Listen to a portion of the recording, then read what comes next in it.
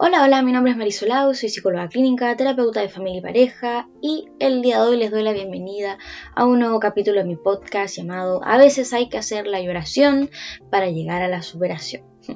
El día de hoy les voy a estar hablando acerca de algunos elementos que pueden explicar el por qué hay personas que a veces se mantienen en relaciones poco satisfactorias. Este tema me llega, te llega, nos llega. Yo creo que la mayoría de las personas hemos estado en vínculos los cuales no nos hemos sentido del todo a gusto. Y el día de hoy les voy a traer algunos elementos que, acorde a lo que he ido recopilando, lo que he ido estudiando, me ha permitido entender qué es lo que explica eso, el por qué las personas se mantienen en vínculos que son poco saludables. Ahora, desde ya quiero aclarar que esto no va a abarcar vínculos en los cuales vamos a tener situaciones de violencia como tal, puesto que ahí se meten otro tipo de elementos, otro tipo de teorías relacionadas con la violencia, con el por qué las personas son o ejercen, violencia como tal hacia las personas con las que se relacionan en vínculos, como también hay otro tipo de teorías de qué es lo que hace que ciertas personas se mantengan en vínculos violentos, ¿ya? Entonces, como les digo, no voy a hablar acerca de ese tema porque ese es un gran tema del que no me interesa hablar el día de hoy, sino que me voy a ir a vínculos genéricos como tal, ¿ya? Y para eso, bueno, tengo aquí, voy a estar mirando el celular porque había hecho un post para, creo que no se ve bien, sí, ahí se ve. Había hecho un post para Instagram con eso, con los distintos factores que pueden explicar eso. Entonces los vamos a ir revisando uno por uno, ¿ya? El primero abarca la teoría del apego. Yo creo que ya está lleno de gente que ha hablado acerca de la teoría del apego, qué es el apego, qué tipo de apego tienes como tal, ya. Pero si te lo resumo de cierta manera, estaríamos hablando que hay una teoría que fue desarrollada principalmente sus orígenes por una persona de apellido Bowlby, donde en esta teoría planteaba que las personas en la primera infancia, o sea, con las personas que son sus cuidadores o cuidadoras, ya sean padres, madres, tíos, abuelos, las personas que estuvieron ahí en las primeras etapas de la vida, se fueron vinculando con ellas de cierta forma y en base a la manera de vincularse es que fueron desarrollando estilos de apego, ¿ya? Por ejemplo, vamos a tener personas que pueden presentar en esa primera infancia estilos de apego ansioso, apego evitativo, desorganizado. Yo les estoy dando un popurrí de elementos que ustedes ya pueden ir a leer más en detalle en fuentes confiables de información, ¿ya? O sea que en base a la manera en cómo se vinculaban estos cuidadores contigo, por ejemplo, conmigo, con las personas que estamos aquí escuchando todo esto, la manera en cómo se relacionaban fueron generando este estilo de apego. Así como para ejemplificar y que no sea tan pelado como tal, podríamos pensar el ejemplo típico de cuidadores que a lo mejor tendían a estar ausentes emocionalmente en situaciones cotidianas o que era importante poder tenerlos ahí. No es raro que después nos lleve a desarrollar como niños, por ejemplo, en nuestra primera infancia, la sensación de que no podemos acudir a nuestra fuente de apoyo. Y por ende nos encontramos con niños que empiezan a desarrollar un cierto grado de autonomía que muchas veces puede llevar a algo dañino, ¿ya? Ese es un ejemplo de uno de todos los elementos que podemos encontrar a la hora de la construcción de estos tipos de apego. Ahora, desde ya mencionar que no porque uno en la primera infancia se haya vinculado de cierta forma con sus cuidadores primarios y eso nos haya llevado a encontrarnos dentro de una clasificación específica respecto a nuestro estilo de apego, significa que toda la vida vamos a tener o desarrollar ese estilo de apego y no toda la vida nos vamos a vincular con las personas de esa forma. Por ejemplo, yo me he encontrado con hartas personas que les ha pasado que en cuanto al ámbito de la pareja se vinculan desde un estilo de apego en particular y que además a veces aflora o se activa mucho más, generando a veces un cierto grado de sintomatología cuando la otra persona tiene un estilo en particular. También hay hartos estudios acerca de eso. Hay una psicóloga que se llama Sole Grunet, creo, o Grunet, no sé cómo se pronuncia, que habla bastante acerca de la teoría del apego y a mí me gusta bastante su contenido. Yo creo que ahí la pueden ir a mirar si es que les interesa saber acerca de eso. Y les puede pasar que así como yo veo a esas personas que la pareja se vinculan de esa forma, después resulta que con sus amistades tienen otra forma de vincularse, muchas veces mucho más segura, y donde por la forma segura que se ha ido generando no genera un grado de sintomatología como tal. Ya lo digo pensando un poco que todo esto de los estilos de apego, nuevamente con muchos conceptos que uno tiende a ver en psicología, no es que sean cosas buenas o malas porque sí, sino que van a generar un cierto grado de afección emocional, deterioro en ciertos aspectos de la vida de la persona, siempre y cuando lo que pasa en la interacción o cómo se vincula con otras personas le resulte de cierta manera dañina o le active cierto tipo de cosas. Ahora, entonces, volviendo a esto de la teoría de apego, que le expliqué de una manera súper rápida porque son hartos elementos que ojalá quiero poder desarrollar de esa forma, esto tendería a explicar como uno de los posibles elementos el por qué las personas pueden mantenerse en vínculos poco satisfactorios. Por ejemplo, en el caso de esta teoría podríamos pensar que a lo mejor la persona desde toda la vida, desde la primera infancia y a lo mejor también a lo largo de su adolescencia, incluso adultez, se ha vinculado de una forma con ciertas personas, por ejemplo, de un estilo mucho más ansioso, a lo mejor donde hay una sensación de que tienes que darlo todo por un otro para poder recibir un cierto grado de cariño versus simplemente estar ahí tranqui, tender a activarse cierta sintomatología ansiosa cuando te vinculas con alguien que a lo mejor en situaciones de alta afección emocional o no necesariamente alta toma un cierto grado de distancia y la persona lo puede vivir como un abandono, por ejemplo. Y no es raro que si se ha vinculado con personas a lo largo de su vida, con esas características, es muy probable que puede que esté en una relación insatisfactoria donde la forma de vincularse sea de la misma manera, ¿ya? Y como es algo de lo que la persona está acostumbrada, se le va a hacer mucho más difícil poder salir de ahí. Yo hablándoles un poco de esta psicóloga que a mí me gusta su contenido, yo me sentí súper identificada con ella hace una pausa vulnerable, hace ella, sí, ella hace pausas vulnerables y ahí explica un poco cómo fue que ella llegó al estudio de todas estas cosas de la teoría del apego y todo eso, versus sus como 30 años de trayectoria. Y yo me sentí identificada porque ella me comenzaba a explicar que su manera de vincularse en la primera infancia con sus cuidadores había sido de una manera ante la que se había generado mucha ansiedad, y eso la había llevado a vincularse con muchas otras personas de esa forma, incluso estando en pareja. Se relacionaba con hombres que a lo mejor, porque ella es heterosexual, con hombres que a lo mejor no eran emocionalmente disponibles como tal, y ella estaba en una relación poco satisfactoria, y a medida que fue analizando todo eso, analizando sus patrones y dejando de posicionarse desde una posición, valga la redundancia, de víctima, se dio cuenta que ese tipo de personas, por muy llamativas que les podía resultar, considerando que era lo que consideraba familiar, no le eran del todo satisfactorio, porque probablemente nunca, a no ser que la persona hubiera cambiado, cosa que no se le daba a esas personas por lo que ya contaba, tendrían que haber cambiado como para que eso cambiara como tal, pero esas personas nunca le iban a poder dar lo que esa persona necesitaba, lo que ella necesitaba. Entonces, si ella no se hubiera dado cuenta o no hubiera hecho todo ese análisis, quizás se hubiera mantenido en esas relaciones poco satisfactorias. Y yo me sentí identificada porque algo así me había pasado en el último tiempo. O sea, vincularme con ciertas personas de una manera que no era quizás la más saludable para mí, porque era lo que yo estaba acostumbrada. Por eso a veces la gente después dice, después de que sales de relaciones tóxicas, que a mí ese concepto tóxico nunca me ha gustado, porque es algo que después tú no puedes modificar, y desde mi punto de vista todas las personas podemos cambiar, ya sea cual sea el tipo de temática.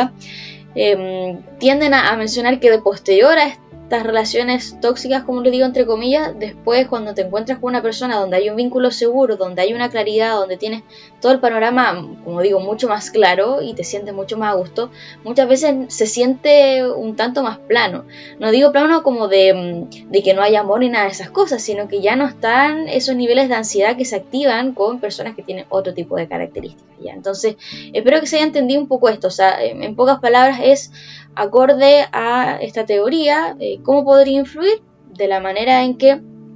hay algo que nos resulta familiar y es una forma de vincularnos que ha sido generada a lo largo de los años, principalmente en la primera infancia, y que en el presente,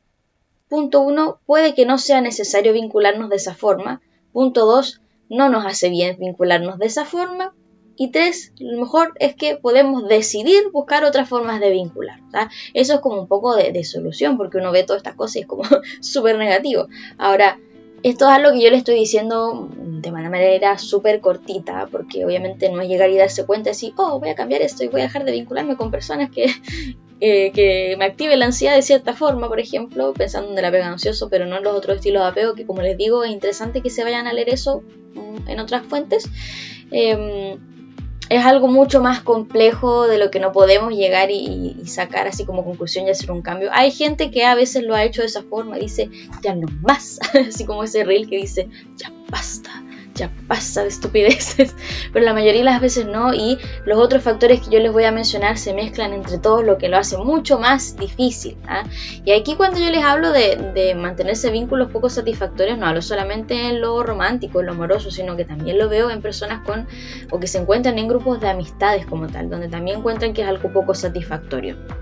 Ahora, en segundo lugar, como elemento podemos entender miedo al cambio y zona de confort. O sea, son personas que se han mantenido en una zona de confort, un lugar que les es familiar, les es cómodo dentro de la incomodidad, aunque pueda sonar un poco raro, y le temen al miedo, iba a decir, le temen a cambiar, le temen a muchas veces lo que pueda pasar después, la incertidumbre. ¿Por qué? Porque algo que yo comentaba en sesión con una persona, por ejemplo, no es lo mismo que tú decidas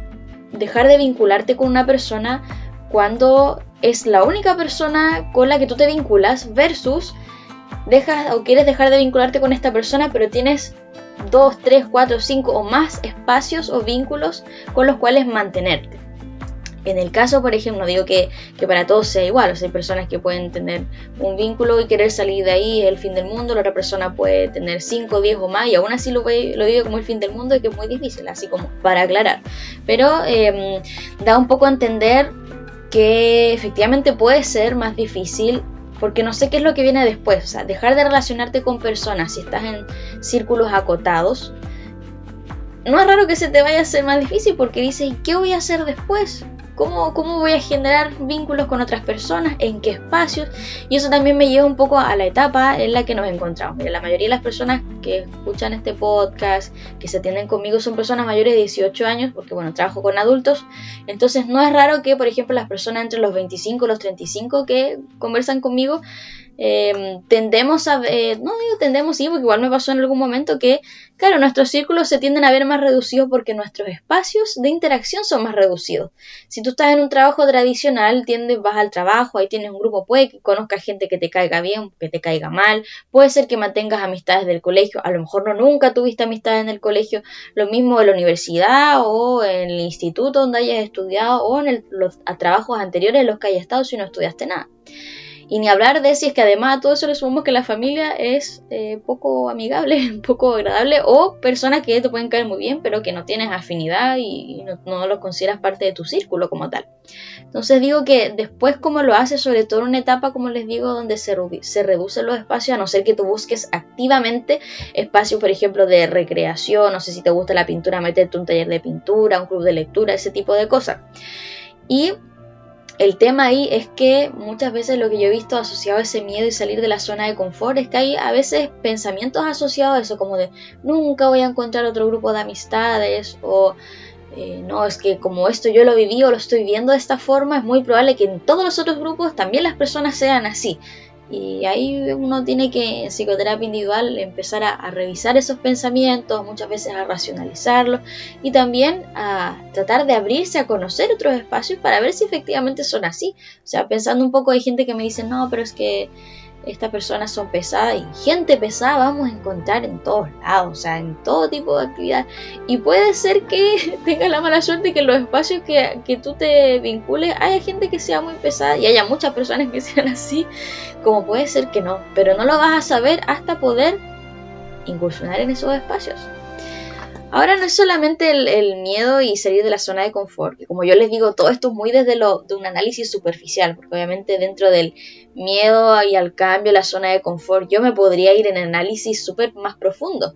como por ejemplo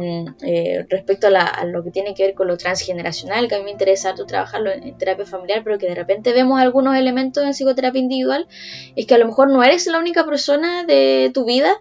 que le cuesta salir de su zona de confort. A lo mejor tu familia son personas, o todos los miembros de tu familia son personas que tienden a quedarse en su zona de confort. Puede ser que estés rodeado de personas que les dé miedo o que critiquen cuando las personas tienden a salir de la zona de confort. O al contrario, puede ser que todas las otras personas con las cuales te vinculan siempre salen de su zona de confort, que ni siquiera hacen críticas acerca de salir de su zona de confort, pero quizás a ti te parece tan impactante y tan, no sé, maravilloso, glorioso todo eso que esas personas hacen, que quizás relacionado con a lo mejor con elementos de la autoestima y quién sabe qué otro tipo de cosas, hace que a ti te cueste mucho más decir, ay, entonces yo podré hacerlo o no, ¿ya? Entonces, por eso les digo que esto es como puros elementos así sueltitos, porque se pueden hacer análisis mucho más en profundidad. Ahora también tenemos dentro de estos posibles elementos el condicionamiento operante. ¿Y qué es lo que tenemos aquí? Yo aquí voy a estar leyendo lo que les puse en mi post. Y dice, si en el pasado la persona ha recibido algún tipo de refuerzo positivo o negativo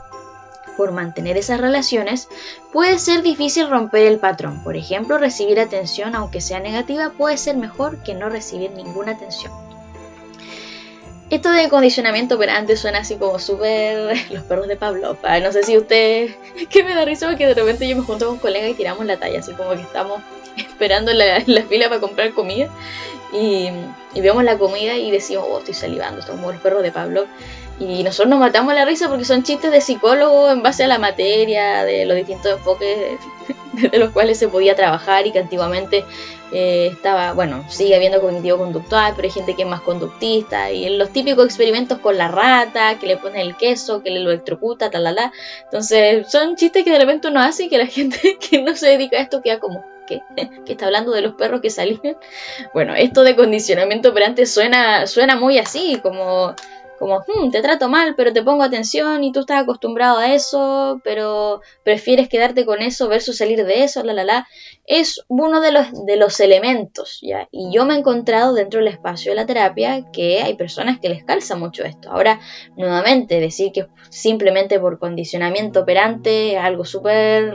reduccionista, bastante limitado. Yo me preocuparía si alguien te dice esto es condicionamiento operante y no considera los elementos familiares, transgeneracionales, de los otros vínculos, aspectos de autoestima, etc. O sea, lo digo desde ya, pero es uno de los elementos que se ha considerado relevante en todos estos aspectos de por qué las personas se mantienen en vínculos poco satisfactorios. A mí la verdad es que me hace mucho sentido, como les digo, porque me he encontrado con muchas personas que me mencionan eso. O sea, es como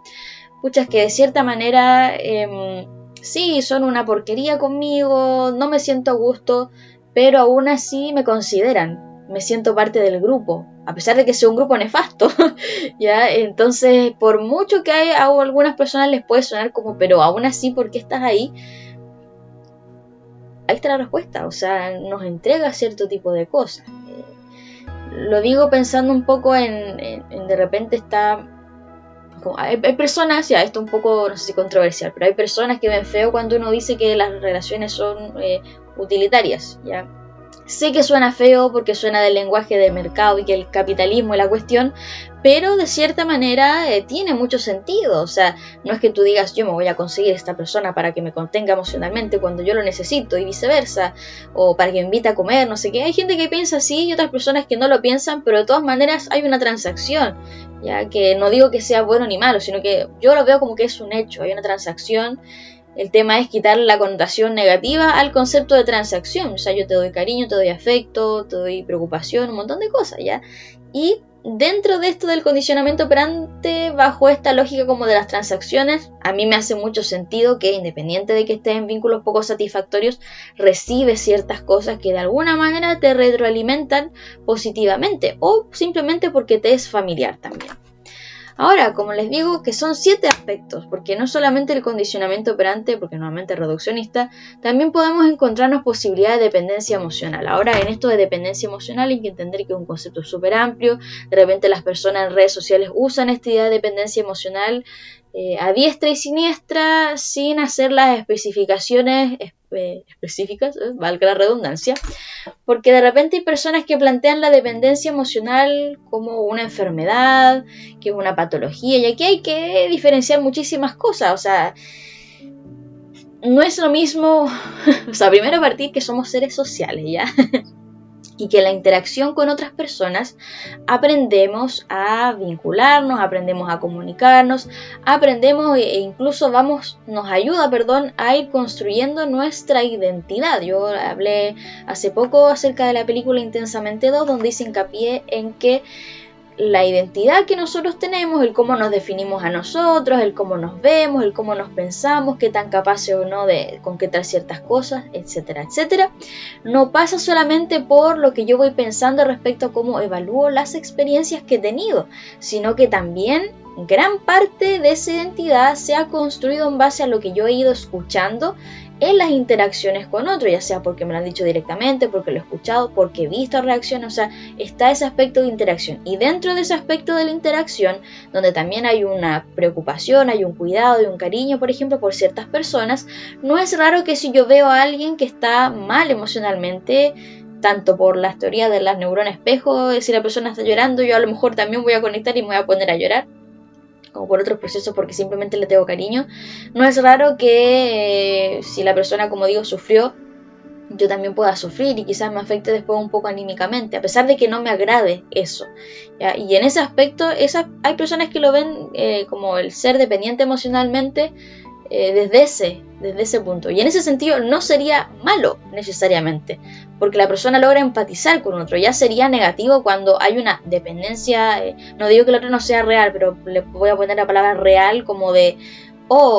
si esta persona me dijo X cosa, a mí se me arruinó el día, se me arruinó la semana, me quiero tirar por la ventana, y un montón de cosas similares. Ya ahí me voy a algo un poco más exagerado, pero como para marcar esa diferencia,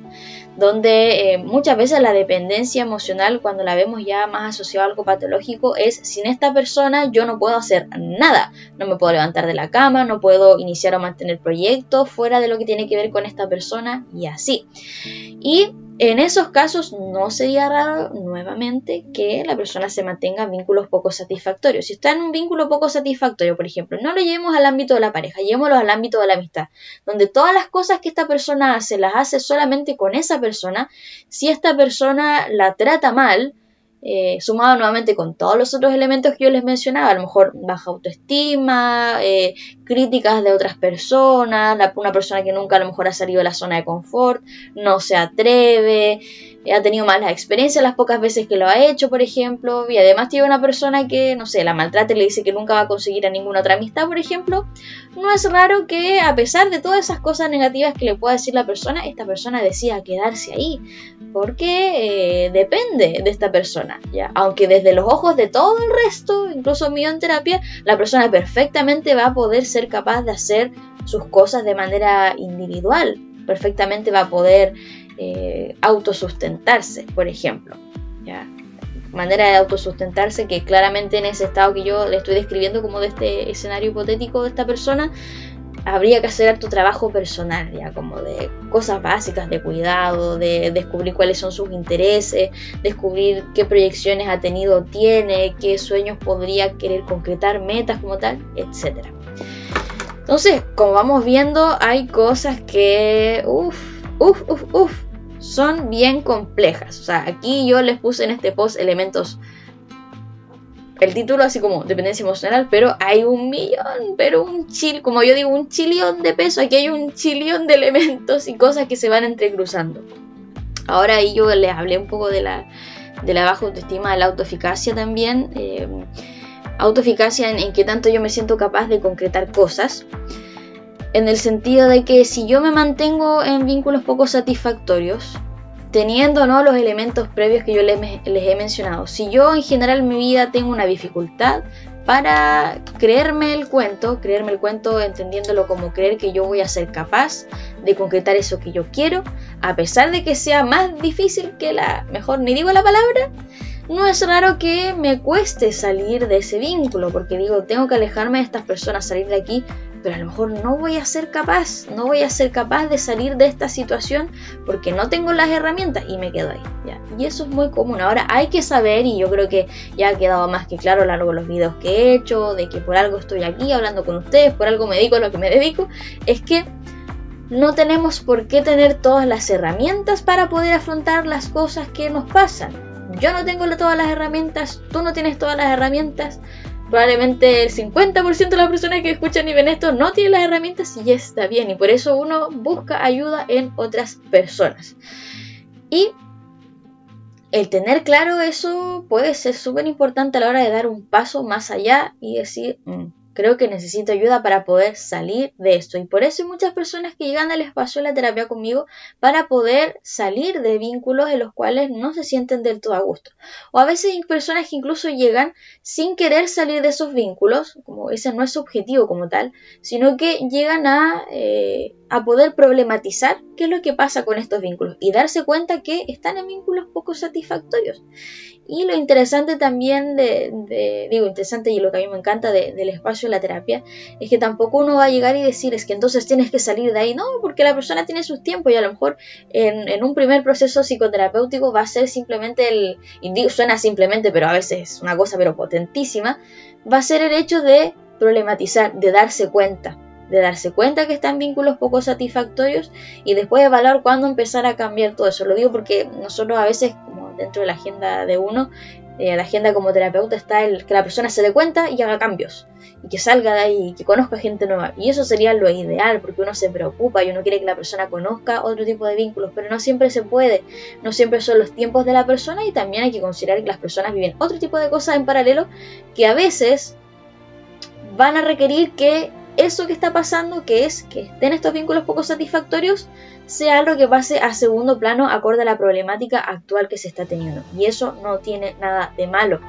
¿ya? Que no es a lo mejor el escenario ideal de uno, no es el escenario ideal a lo mejor de sus amistades, que sí son vínculos saludables y que ven que se vincula con esta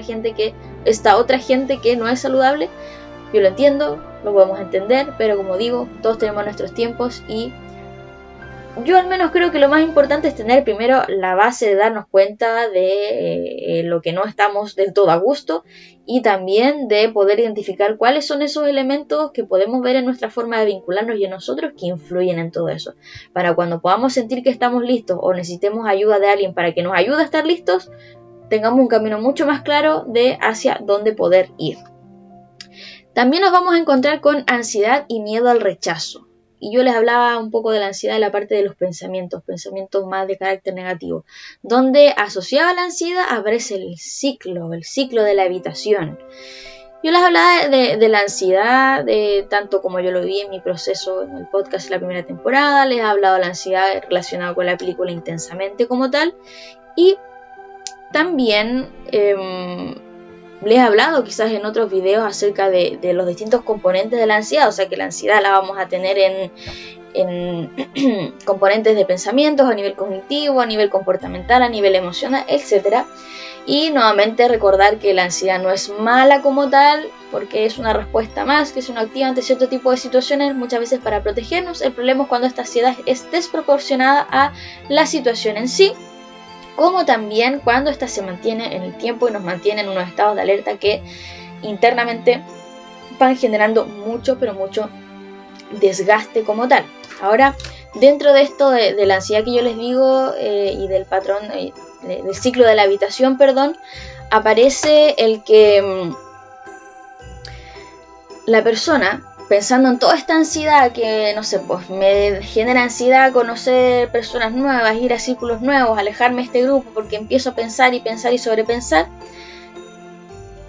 muchas veces aparece el evitar, voy a leer mi post, evitar tomar acción puede reducir temporalmente la ansiedad y el malestar, reforzando así el comportamiento de evitación a largo plazo. O sea, que esta situación, ya sea salir, cortar un vínculo o ir a conocer nuevos vínculos a otros espacios, genera tantos niveles de ansiedad que en algunas personas ya llega una somatización, pero heavy a nivel físico, sudando, poniéndose rojo, dolor de guata, todo, que lo más efectivo para la persona para aliviar esa ansiedad es alejarse de esa situación, evitarlo. Entonces evita cortar eso a pesar de que quiere cortarlo, evita ir a esos espacios a pesar de que a lo mejor quiere ir, quiere conocer a esas personas y le gusta la actividad a la que va a hacer, porque esa ansiedad es tan grande que prefiere evitarlo. El tema de eso es que si lo evitamos, suena súper obvio, pero si lo evitamos no lo concretamos. Entonces eso nos priva de acceder a cosas mejores, ¿ya? O cosas no tan malas como en las que nos encontramos. Ahora, como pequeña solución que no va a solucionar todas las cosas, ¿qué cosas podemos hacer de modo alternativo? Tratar de reducir esos niveles de ansiedad. Por ejemplo, si yo voy a ir pensando un poco en la ansiedad, por ejemplo, la parte de los pensamientos, si yo me quiero exponer a una situación para poder conocer gente nueva y yo asociado a esa actividad empiezo a pensar, pero ¿qué van a decir de mí? No tengo nada de lo que hablar. Ahí sí, se había parado la grabación. Si yo empiezo a pensar, todas estas personas se van a reír de mí, no voy a saber de qué hablar, y empiezo a hacer todos unos pensamientos, lógico que la ansiedad se te va a disparar y no vas a querer ir a la actividad. Ya, al menos es lo que hartas personas me han comentado. Entonces, en esos casos, una manera, así como obviamente un poco de ideas, porque esto no es algo que estamos viendo caso a caso, podría ser agarrar todos esos pensamientos y empezar a revisarlos antes de ir a la actividad. Es decir, las personas, por ejemplo, no voy a saber de qué hablar. Pucha, yo me puedo quedar con eso, pero no sé, trataré de buscar de qué cosas puedo hablar, trataré de pensar, ¿y a mí qué me interesa en la vida? ¿Qué hago yo? Ya, si yo trabajo en tal cosa, a lo mejor le voy a preguntar qué hace por la vida.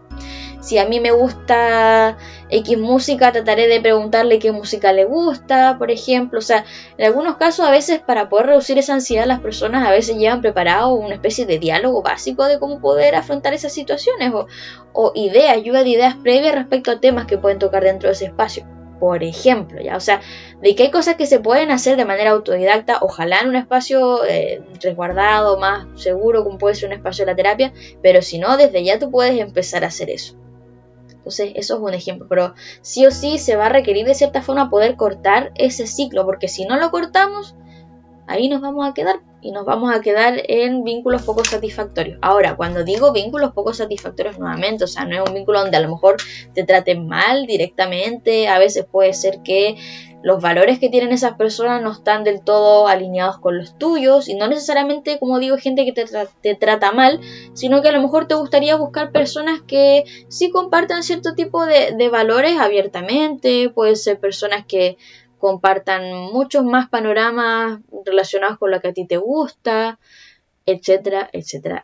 Ya pensando nuevamente, no lo estamos llevando netamente a gente como que nos trata mal. Y por último, en séptimo lugar, vamos a tener los patrones cognitivos negativos, que también está muy ligado a esta ansiedad de la que yo les estaba hablando, donde nos vamos a encontrar con pensamientos automáticos negativos y distorsiones cognitivas, como la catastroficación. Catastrophizing, no sé si se decía así en inglés, pero yo me acuerdo una vez que esto como talla nada que ver, que una vez esto fue la pandemia, sí, en 2020, hice un curso relacionado con todo esto de los patrones cognitivos negativos, hice un curso de resiliencia, que era totalmente orientado a la resiliencia, sí, hice esos dos cursos y me acuerdo que una vez un amigo me tiró la talla, estábamos hablando de una experiencia personal y me acuerdo que mi amigo me dijo algo así como, amigo colega, yo creo que me dijo así, Mari, te noto súper clara con lo que dijiste, oye, qué bacán, y yo voy y le digo, sí, es que tomé un curso de resiliencia. Y mi amigo se mató de la risa. ¿Por qué les cuento esto? No sé qué tanta relación tiene, pero me acordé de esa talla y quise compartirla para no empezar a reírme sola y que ustedes dijeran por qué se está riendo. Ahora sí, bueno, la relación que le podemos hacer, que la mayoría de estas cosas yo las he estudiado o en cursos cortos o cursos más largos, entonces por eso como que me gusta hablar de estas cosas. Y me acordé de Catastrophizing porque ese curso era en inglés, no me acuerdo la plataforma, pero era una plataforma en inglés y hablaban de estas distorsiones y me gustaba la palabra Catastrophizing porque más encima los ejemplos realmente eran demasiado catastróficos y me acuerdo estar en el living de la casa así, respondiendo los ejercicios y riéndome sola por los ejemplos y de algunos dije, sí soy, sí también he tenido pensamientos catastróficos. Y como por ejemplo en pensamientos catastróficos, nunca encontraré a otras personas o nunca encontraré otras mejores, por ejemplo. Y esto puede muchas veces mantener a las personas estancadas. Entonces, como yo les digo, aquí en la ansiedad y también pensando un poco en elementos de no creerte el cuento, de no... Estoy pensando ahora, porque me quedé como en silencio en un momento, estaba pensando en el ver tu autoestima afectada, también pensando que la autoestima no es solamente, me digo que soy bonito, me amo, no, sino que la autoestima tiene varios pilares, vamos a tener la autoeficacia, el autoconcepto, la autoevaluación, etcétera, etcétera. Entonces, cuando además tenemos los pilares que van dentro de la autoestima, mucho más desgastados, deteriorados o no en niveles que a lo mejor nos gustaría poder tener, no es raro que además se nos mezcle la ansiedad con otro tipo de cosas, lo que haga que estemos ahí un tanto paralizados y nos mantengamos en esos vínculos poco saludables. Son muchos elementos los que yo les acabo de mencionar, son 7. Como les digo, no hice otro tipo de análisis ya relacionados con lo que pasa, por ejemplo, a nivel transgeneracional, lo que ha pasado con experiencias previas, porque yo también podría decir que experiencias previas negativas también podrían ser elementos a considerar dentro de todo esto, pero me interesaba que pudieran conocer estos a grandes rasgos. Y lo más, pero más importante de todo esto es que sí, se puede salir de vínculos poco satisfactorios. Podemos conocer nuevas personas y establecer vínculos más satisfactorios, por muy difícil que pueda ser. Ahora, yo no le estoy diciendo en cuánto tiempo lo pueden hacer, cuáles son esos espacios más adecuados, porque todos tenemos intereses distintos, todos tenemos facilidades distintas o no. Hay personas que son más sociables que otras, hay personas que comparten espacios versus otros, etcétera, etcétera. Pero de que se puede salir, se puede, ya se los digo, porque si no nos quedamos con un panorama totalmente, ¡oh, qué horrible!, como con desesperanza, y no es la idea. En algunos casos requiere un trabajo mucho más profundo, de conectarse con ciertas experiencias personales, pero todo va a depender de la experiencia de la persona, que tan abierta esté a trabajar eso, y también a lo que no es menor, es también lo que tengamos a disposición, como por ejemplo esto que yo les decía, no es lo mismo que estemos trabajando esto de salir o estar en vínculos satisfactorios cuando es el único tema del que tenemos que preocuparnos, versus si es que además estamos con las deudas hasta acá, estamos siendo cuidadores de alguien. O sea, se los digo pensando en que de repente las personas se sienten mal por no poder abordar ciertos temas en un momento dado de su vida, pero no podemos olvidar que a lo mejor hay otras cosas que son más importantes que tenemos que atender por necesidad, lamentablemente, a pesar de estar interesados en trabajar con esto. Y eso es algo que es importante recordarles a las personas que llegan a un espacio de la terapia individual, como también a nosotros colegas, ya que muchas veces queremos trabajar ciertos aspectos, pero no tenemos ese posible escenario ideal que se nos dijo en algún momento que era el que podíamos encontrarnos, porque cada persona es un mundo y todas las personas tienen necesidades distintas. Así que con esto cierro el capítulo de hoy, espero que les haya servido para al menos conocer a grandes rasgos estos elementos y nosotros nos estaremos viendo en un próximo capítulo. Adiós.